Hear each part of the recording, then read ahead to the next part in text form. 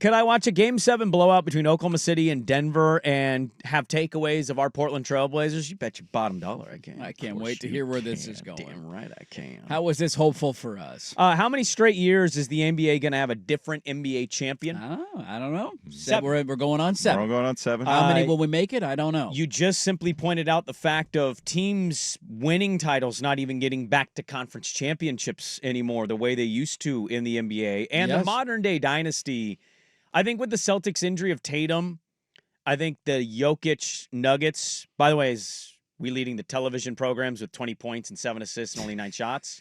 Because if LeBron did that, it would be a week's worth of conversation. But I digress. Let him drink beer. With Nuggets not getting back and the Bucks being at this brink of maybe trade, I think my takeaway is this. I can't tell you that next year Portland's taking some leap like the Rockets or they're in some conference. They're not. They're not at all. But I think the hopeful side of it, not Blazer glasses, I think just sheer honesty is this is a 2 to 3 year league now. This isn't a 10-year dynasty.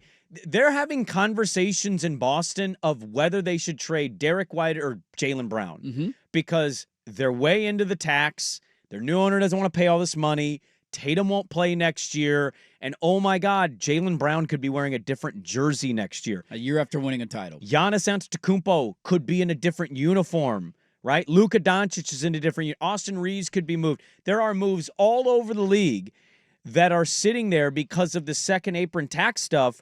Teams can't comfortably sit with rosters. It's why, in retrospect, and listening to Windhorse Pod after doing Friday's show, they were talking about the Thunder, or no, Zach Lowe's. And he was like, how much is on the table for Chet and Jalen Williams if they lose Game 7? And the Thunder guy's like, I honestly don't think it is at all because they're not going to overreact to 2 straight years of losing. These guys are in their young 20s, and their contracts are pretty team-friendly. They're still the youngest team in the NBA. And so I think you got to have more perspective, at least it did for me yesterday watching, of like, I don't know what the future holds for Cronin and what the new ownership group would be like.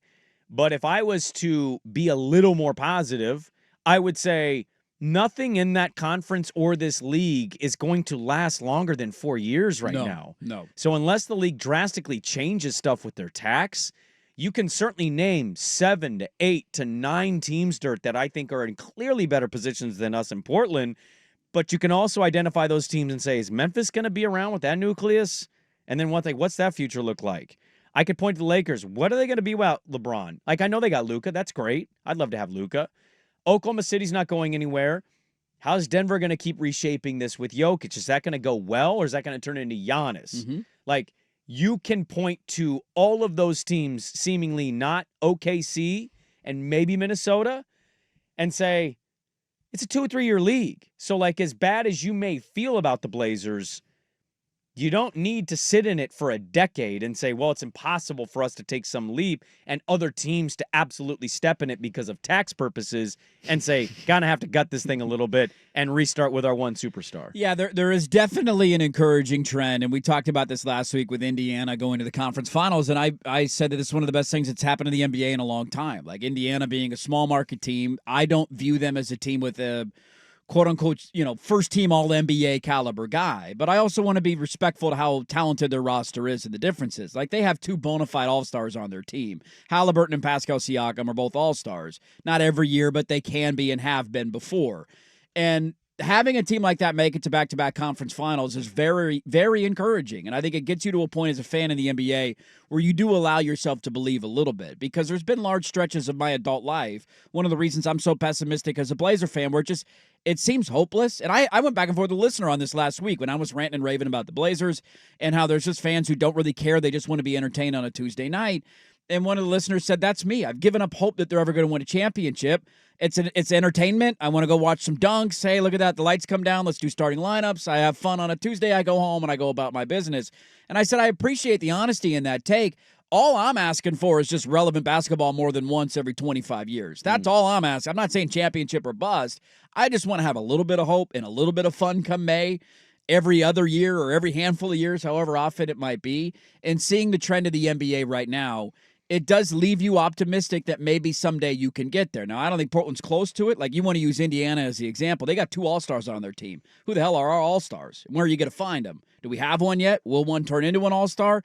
So you're still a long ways to go. But I do think having teams that are small market teams and not dominated by 3 or 4 star super teams win titles every year is a great revelation for the NBA. Yeah, I just Indiana's like pie in the sky, I think, example. It would be more it'd be like a mixed bag of, did you make logical moves? Like somebody just tweeted us, this is why you extend Sharp now, you get him on a cheaper deal. And I'd kind of curious to see if that is in play for them. I don't know how to gauge what they're doing for the next year and a half to 2 years with this sale, like how they operate versus what's incoming for the franchise.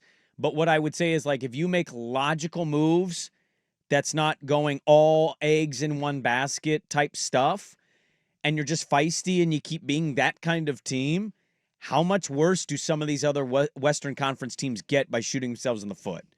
And, like, I know that I totally see it. I understand the smirk, the chuckle of, like, oh, like, you need, like, 6 teams to really choke the situation down. But, yeah, that also could happen. It's not impossible, and that's the way league is operating right now, where the most surest of things are no longer sure. Yeah. We thought the Nuggets were a dynasty building.